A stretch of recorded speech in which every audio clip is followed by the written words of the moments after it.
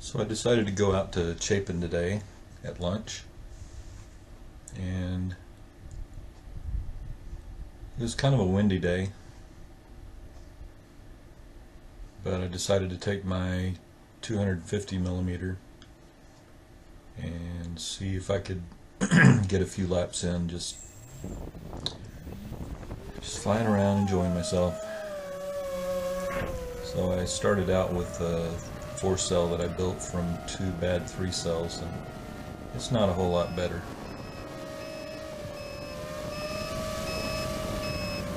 Let's see if I've got any sound going here. Okay. So there are a couple people there. And at this point the alarm was already going off, but it stopped. So I got a little bit more flight time in. I think I'm going to end up having to throw that battery away because it doesn't have much to fly with. You can see the wind was about 20 miles an hour out of the south. Here I'm flying against it, and it just doesn't want to make much headway. So I started thinking about what kind of maneuvers I could do against the wind / with the wind. What maneuver would work best in each situation, and I really didn't know, so I thought I'd just try a couple of hard turns and of course land before this battery bursts into flames.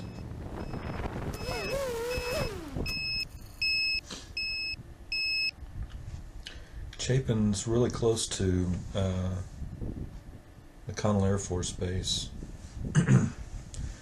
The direction I'm facing here is south, or the quad is facing south, and Chapin, or McConnell, is off to the left, which is east.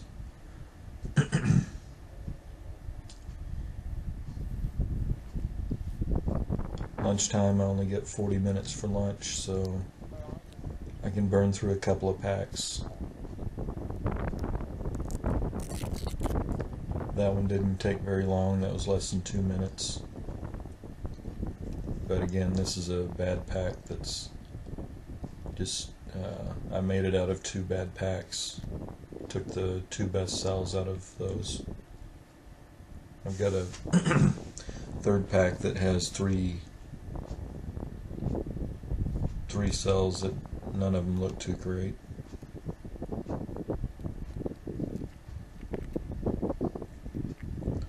So I'll probably end up just destroying that pack too. And here I've got a 1050 milliamp that I'm putting on.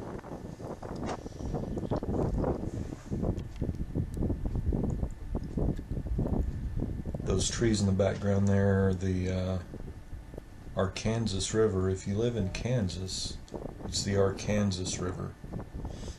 It wraps around the north and the east side of this strip. Of course, I grew up in Oklahoma, and I know it as the Arkansas River, but I dare not say Arkansas in Kansas. It's kind of silly. The 30-mile windsock over there is standing straight out. I don't know if you noticed that. So wind's up from 20 to about 30 miles per hour now. I believe on this particular leg of the flight I take off kind of slowly to conserve power in this small pack, and get out here a ways. Here I'm flipping into acro mode. This particular quad I have tuned so it can't flip, because I want to be able to be as aggressive speed-wise as possible without flipping. So it'll go up to, I believe I've got it set to 88 degrees angle of attack. It won't go any further, so no flips. But in a couple of these turns I went ahead and tested that to see how extreme I could make the bank angle, or the angle of attack for the nose, basically nose down, and I can go just pretty much vertical before it starts resisting. Of course that means a pretty good free fall. Here I think this is where I test the angle of attack. Yeah, so I'm pointed almost straight down on that turn. Of course downwind is speedy and upwind is really slow. And lose some altitude just to get some speed.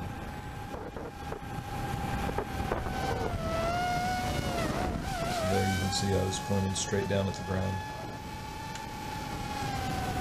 Just can basically do a hairpin turn. I heard a couple guys drive up to paint that container back there. I'm not sure what's stored in it, but they were hanging around that container painting it. I didn't really realize that until I flew over there here in a little bit. Maybe the third pack where I flew over there. Got tired of flying up and down the strip and wanted to explore my range a little bit. The Fat Shark Diversity receiver that I have is really nice. Actually, it's not mine, it belongs to the university, and it's for our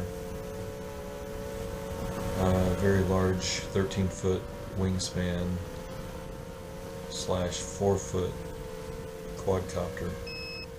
So I can take the wings off, and it only has a 4-foot breadth, but it has 8 vertical motors. So I'm wearing those goggles that are for that particular aircraft.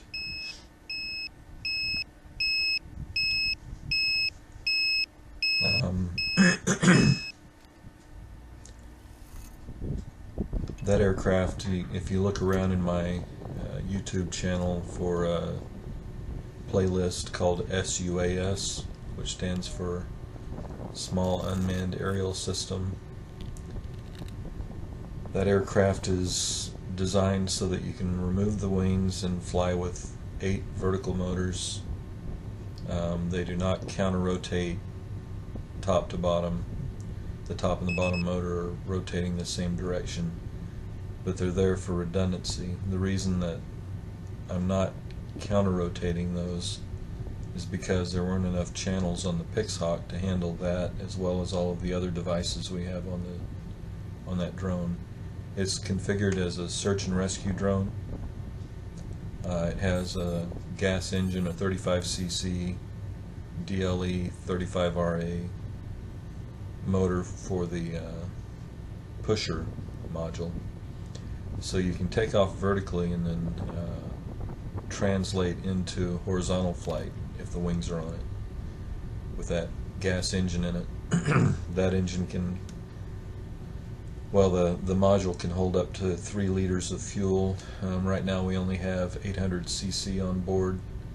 We have to reduce the weight of the aircraft in every way we can think of in order to add fuel, so we're still working on that.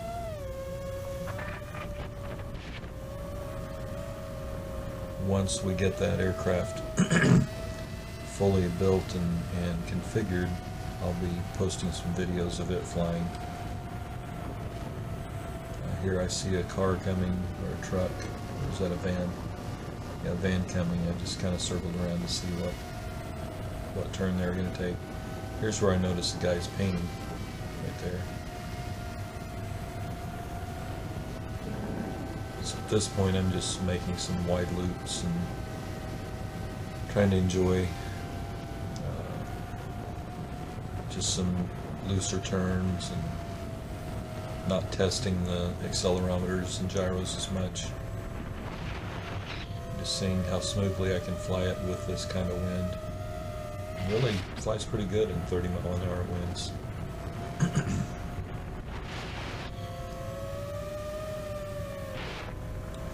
The frame is a DYS frame, and it's only 3mm arms and 2mm body plates. Very simple design. It's an H-frame. I love the way it handles in the turns. They're nice and gentle if you want them to be, because it's kind of stretched out a little bit. A little more docile than an X-frame, which is the other quad that I have, which actually is 180mm 3D printed nylon with carbon fiber rope embedded in it. And it turns on a dime, and it's very, very twitchy. Unlike this one, which just flies really smooth. So I'm just getting some altitude and enjoying a little hang time. Actually enjoyed that as much as flying low and fast.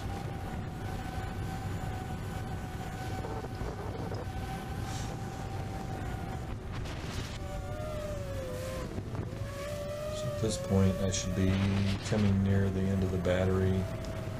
Actually no, my lunch period ran out.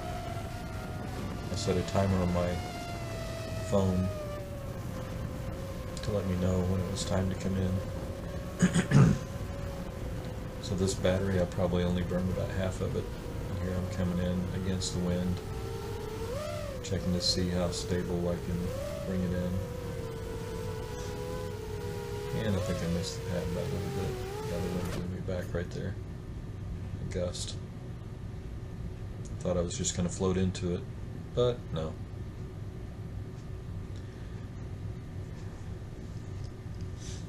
So there I'm trying to look at my phone and stop the alarm.